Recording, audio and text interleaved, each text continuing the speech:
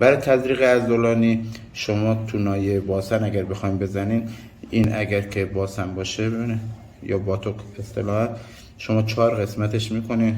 ربع فوقانی خارجی در واقع محلیه که شما میتونید یک تزریق ایمن و سیف رو بزنین، در این قسمت ها نزنین چون عصب سیاتیک از قسمت در واقع مرکزی رد میشه و ممکنه که آسیب ببینه.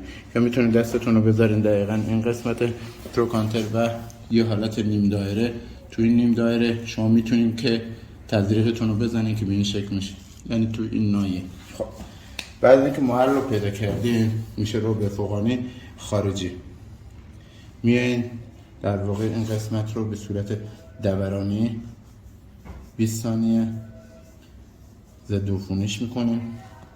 برای اینکه ضد عفونی کردیم میخوام امروز تزریق پنیسیلین رو توی پستای قبلی گفتم که قبلش حتما بایستی که تست بکنید. یا میتونید تو افراد لاغر پوست رو به این شکل جمع کن، تو افراد چاق پوست رو بکشید و حالا میایم در این قسمت میذارین روی پوست و فشار یا به صورت چکشی. حالا من اینو به صورت چکشی زدم، آسپیرش میکنین، خون نیومد تزریقتون رو انجام میدین و بعد این قسمت رو نگه